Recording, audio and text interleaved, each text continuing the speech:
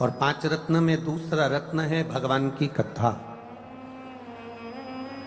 चाहे तुम राम जी की कथा सुनो, चाहे तुम शिव जी की कथा सुनो, चाहे की कथा सुनो, अगर आप भगवान की कथा में रमे हुए हो, शिव कथा में रमे हुए हो, तो समझ लेना 5 रत्न में से एक रत्न आपके पास में है, हरि की कथा, प्रभु की कथा, भगवान की कथा।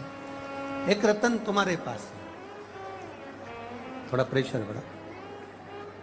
5 रत्न में से दूसरा जो रत्न है वो है हरि कथा, प्रभु की कथा। और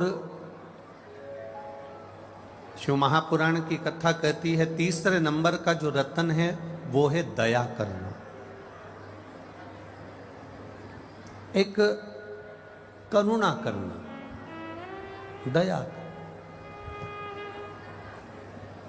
दया ये नहीं कि परिवार वालों पर कर रहे हो तो बाहर वाले पर ना करो, बाहर वाले पर कर रहे हो तो परिवार वाले पर ना करो, ऐसा नहीं है।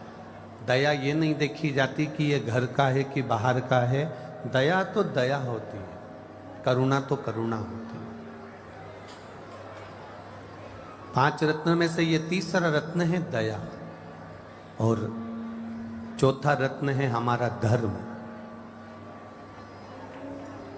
जिस सनातन धर्म में हम रह रहे हैं, उस धर्म में हम क्या अच्छा कर जाएं, उस धर्म में हम क्या अच्छा कर सकते हैं और क्या अच्छा कर दें, ये धर्म की रक्षा कैसे हो सके। हम लोग अपनी अपनी भाषाओं में कहते हैं धर्म की जय हो, अधर्म का नाश हो, प्राणियों में और विश्व का कल्याण हो। अर्थात धर्म की रक्षा की बात भी अगर कोई करे तो समझ लो कि वो 5 रत्न में से एक रत्न है हमारा। और 5वें नंबर का रत्न है उपकार कर देना।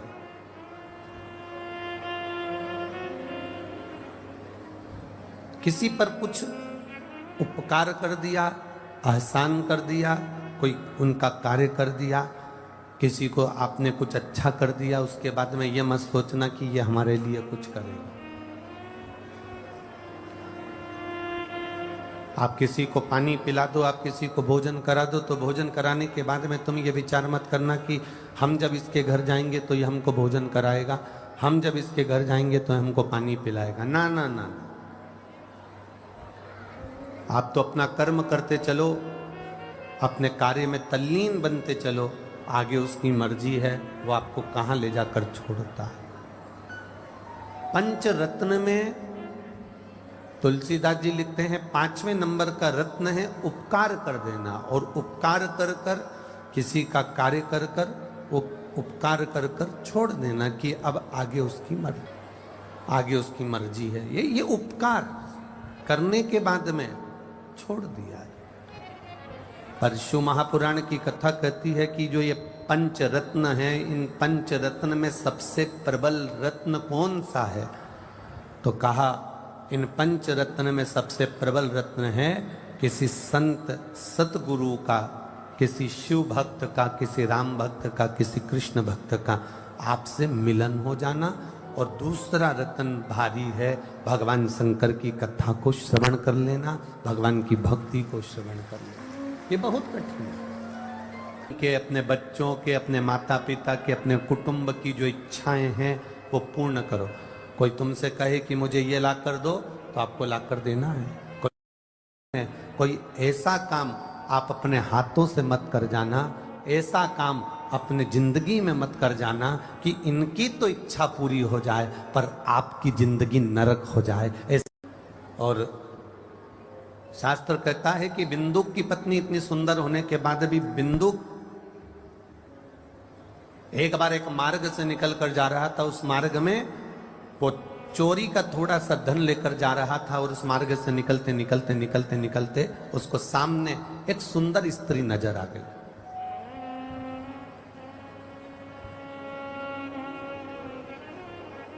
अब जरा विचार करिएगा, बिंदु की धर्म पत्नी चंचुला इतनी सुंदर थी कि देवलोक की अप्सराएं उसके सामने फीकी थी। उसके बाद भी पति को दूसरी स्त्री पसंद आ रही है। जरा समझिएगा, कई माताएं हमसे प्रश्न करती हैं, जीजियों आपका वो प्रश्न का उत्तर थोड़ा सा ध्यान दीजिएगा। कई माताएं प्रश्न करती हैं, कई जीजियां प्रश्न करती हैं, कई माताएं प्रश्न कि गुरुजी एक बात बताओ, कई कई पुरुषों की पत्नियां इतनी सुंदर होती है, इतनी सुंदर होती है, उसके चरणों को प्रणाम करती है, उसका सम्मान करती है, उसका आदर करती है, पत्नी उसके मनपसंद भोजन को तैयार करती है, पत्नी उसका आदर करती है, इसके बाद भी वो पुरुष, उसके बाद भी वो पति दूसरी स्त्री के साथ में उसको क्यों देखता, उसके साथ क्यों रहना पसंद करता? कारण क्या है? जब चंचुला इतनी सुंदर थी कि देवलोक की अप्सराएं उसके सामने फीकी थी,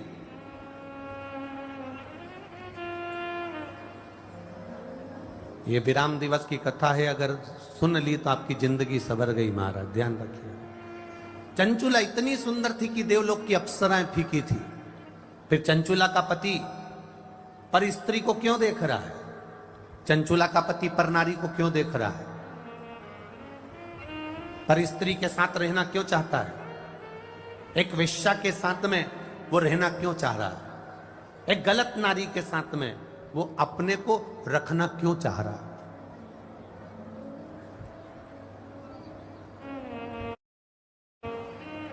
जब इतनी सुंदर धर्म पत्नी है तो फिर क्यों दूसरी जगह जाना, क्यों दूसरे को देखना? कारण क्या है? उसका एक कारण सबसे प्रबल है। आपको लगे कि ये दूसरी जगह क्यों जाता है, प्रश्न है लोगों का, तो उसका एक कारण है, जब गलत धन आना चालू होता है, जब गलत पैसा जेब में भराना चालू होता है, जब गलत तरह से कमाया गया धन घर में आना चालू होता है, जेब में आना चालू होता है। एक अंदाजा लगा कर रखना, जब तुम कम पैसे कमाते थे, बाजार से गिलकी, आलू, टमाटर, सब्जी, मिर्ची, धनिया खरीद कर लाते थे, घर में सब्जी बनाकर खाते थे। बोलो सही है कि गलत है? जम के बोलो जरा, सही है ना? अब मालूम पड़े तुम्हारा व्यापार बढ़ गया, तुम्हारे पास में पैसे की आवक बढ़ गई, अब तुम क्या करते हो? हफ्ते में एक बार अपने पत्नी बच्चों के साथ में होटल खाना खाने जाते। बोलो पैसा बढ़ा तो बढ़ा कि नहीं बढ़ा काम? पैसा बढ़ा तो होटल में खाना खाने जाने लगे। पैसा और बढ़ा तो अब क्या होने लगा? पत्नी ने कहा आज मेरा मन नहीं कर रहा रोटी बनाने का, सब्जी बनाने का, तुम एक काम करो बाजार से मंगवा लो। पैसा बढ़ा तो बाजार की सब्जी और रोटी घर में आने लगी।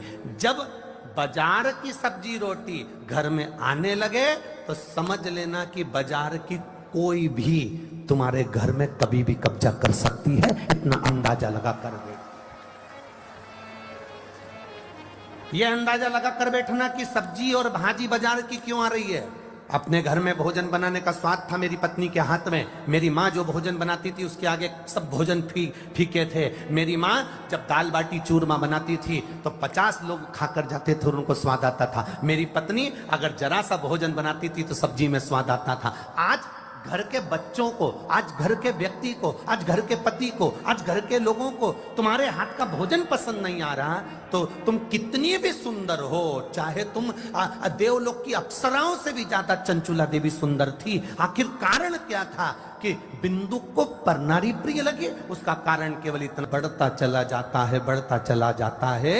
तब व्यक्ति फिर धीरे धीरे धीरे धीरे जैसे भोजन घर का नहीं भाता, बाहर जाता है, होटल जाता है, होटल का भोजन घर आता है, उसी तरह फिर व्यक्ति भी दूसरे स्थान पर जाना प्रारंभ कर देता है। बिंदु के पास में चोरी का धन बढ़ रहा था। धन इतना बढ़ गया बिंदुक के पास में, इतनी संपदा बढ़ गई बिंदुक के पास में कि उसकी धर्म पत्नी इतनी सुंदर थी तो भी वो ना देख पा रहा है, उसकी धर्म पत्नी इतनी सुंदर थी उसका स्मरण ना कर पा रहा है। और आखिरी में हुआ क्या, एक जिस नारी के चक्कर में बिंदुक पड़ा और पुरुष जब धन बढ़ता है सुंदर पत्नी को छोड़कर जब दूसरी नारी के चक्कर में पड़ता है, दोनों को अगर अंदाजा लगा कर देखना, किसी के सामने खड़ा कर देना कि ये मेरा पति इसके चक्कर में पड़ा है, मैं इसकी पत्नी हूं, अंदाजा लगा कर देखना कि पत्नी ज्यादा सुंदर होगी और जिसको उसने पसंद करा, जिसके लिए अपना घर छोड़ रहा है, जिसके लिए अपना परिवार तोड़ रहा है, जिसके लिए अपना कुटुंब छोड़ रहा है, जिसके लिए अपने बच्चे छोड़ रहा है, उसको अंदाजा लगा कर देखना। बिंदुक से वो पराई नारी ने कहा, रानी गले में जो हार पहनती है वो रानी के गले का हार मुझे चाहिए। अब बिंदुक कहता मैं तो छोटा सा चोर हूं, लाता हूं तुम्हें दे देता हूं, मैं कहां से वो रानी का हाल, मैं नहीं जानती। रानी का हार अगर मेरे पास में नहीं आया तो मेरे घर में पांव रखने की जरूरत नहीं, निकल जा बाहर। पत्नी कभी अपने पति से डिमांड नहीं करती कि मुझे 50,000 का ही मोबाइल ला कर देना, 1 लाख का मोबाइल ला कर देना, बस इतना कहती है जी मेरे पास मोबाइल नहीं है, तुम ला दोगे। और पति 5,000, 10,000, 15,000, 20,000 का मोबाइल भी ला कर देता है तो पत्नी खुश हो जाती है। पर पराई स्त्री तुम पर दबाव बनाकर कहती है मुझे इतने का ला कर देना वरना मेरे यहाँ पांव रखने की जरूरत नहीं है, और तो भी तुम गुलाम की तरह चले जाते हो, तो भी गुलाम की तरह चले जाते हो। और गया बिंदुक, जिस राजा के घर में कभी नहीं जा पाया था, बिंदुक उस रानी के कक्ष में पहुंच गया और रानी के कक्ष में जाकर उसके गले का हार चुरा कर लेकर आ गया। राजा के दूतों को मालूम पड़ा कि रानी के गले का हार कोई चुरा कर भागा है। दूत पीछे भागने लगे, राजा के गुप्तचर पीछे भागने लगे। बिंदुक भागते भागते भागते भागते एक पराई स्त्री के भला करने के लिए अपने बच्चों को छोड़ा, अपनी पत्नी को छोड़ा, अपने कुल को छोड़ा और पराई स्त्री के लिए धन इकट्ठा करने के लिए, पराई स्त्री को देने के लिए बिंदुक इतना इतना चोरी और अन्य कार्य करने लगा कि बिंदुक पानी में कहीं से कूद गया, मर गया, प्रेत योनि में पड़ गया। उसके प्रेत योनि में पड़ने पर वो पराई स्त्री ने एक बार भी ना तो पूजन करी, ना पाठ करी, ना अर्चना करी, ना पिंडदान करा, ना तर्पण करा।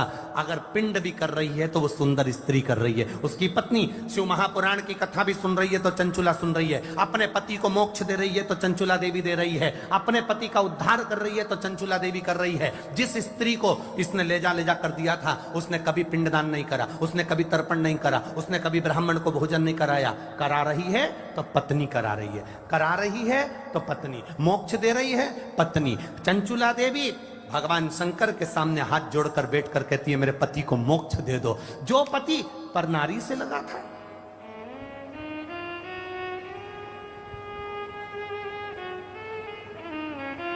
कमाओ, जितने अलवर में रह रहे हो और जितने बाहर से कथा सुनने के लिए आए हो, मैं बाबा देव अधिदेव महादेव से यही प्रार्थना करता हूं, जितने लोग आस्था चैनल पर कथा सुन रहे हैं, जितने फेसबुक यूट्यूब पर सुन रहे हैं और जितने यहां बैठकर कथा सुन रहे हैं, बाबा देव अधिदेव महादेव अधिक मास का समय, श्रावण का महीना, खूब इनकी झोलियों में धन देना, पर भगवान से इतना कहना कि धन ऐसा देना कि तेरी सेवा में लगे, गलत जगह नहीं लगे।